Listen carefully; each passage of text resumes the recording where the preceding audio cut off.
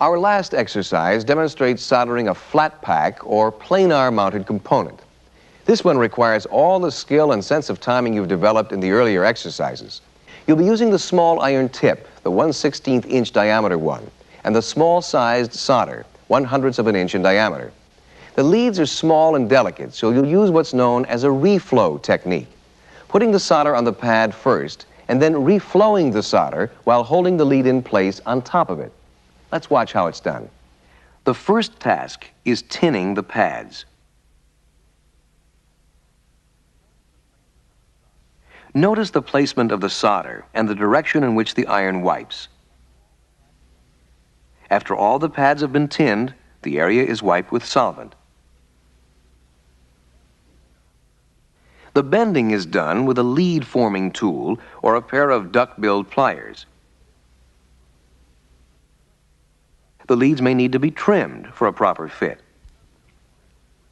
In some circumstances, the specifications may require pre-tinning of any gold-plated leads.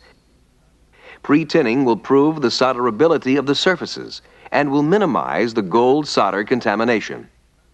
When pre-tinning is not required, leads are first cleaned with solvent. For reflow soldering like this, where no additional solder will be used, new flux must be put on separately. Then a piece of tape is used to temporarily hold the component while soldering.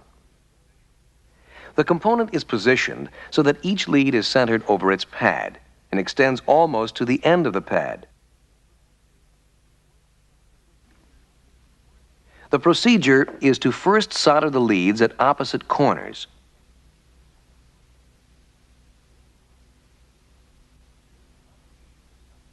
Then the other leads are soldered, skipping around to prevent heat from building up. Here, a pair of tweezers are being used to provide a light, downward, positive pressure at the upper lead surface. The workpiece indicator is the flow of the solder from the pad up onto the surface of the lead. When the flow is observed, then the iron is removed while maintaining downward pressure until the solder solidifies. After soldering, all traces of flux are removed from the leads with solvent, and the result looks like this. Here are the characteristics of a preferred joint. Notice how each lead is straight, parallel to the pad, and centered on it. Solder has completely wet the full joint. There's unbroken solder coverage over the top of the lead and a continuous fillet along the sides, end, and heel of the lead where it meets the pad. At the heel of the lead, note the height of the fillet. It should be at least 1/3 the total distance between the pad and the horizontal part of the lead. The angle here between the lead and the pad is also important. It should be 60 degrees. Here are a number of unacceptable joints. The leads are not centered and they overhang the edge of the pads.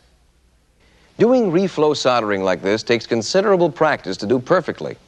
It's difficult because there's no direct clamping of the lead during soldering, and the lead tends to roll up. You can easily solve the problem, however, if you have one of these available. A lap flow tool, designed especially to make this type of joint. Like the thermal wire stripper we saw earlier, the lap flow tool is plugged into a power supply and its heating is controlled by the foot switch. In use, the tip is placed on the lead and the foot switch depressed to instantly heat the tip. When the solder flows, the tip is slid towards the middle of the lead and the foot switch released. Then for a moment, the tip is held motionless with light pressure on the lead until the solder has cooled. The tip can then be removed without disturbing the joint.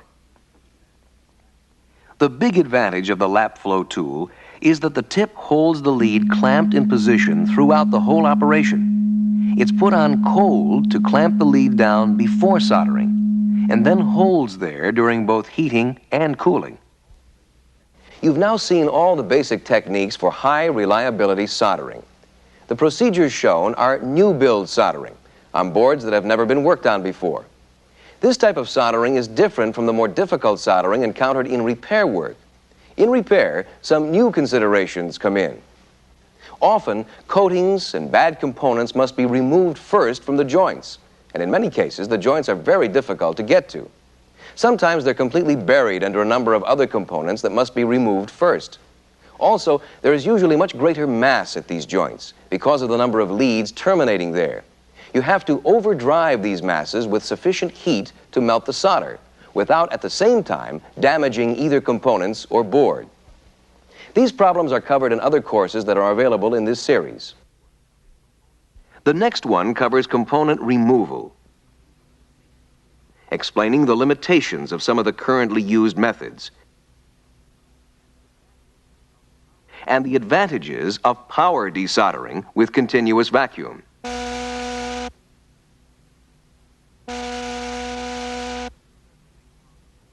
This method makes possible the non-destructive removal of any type of component.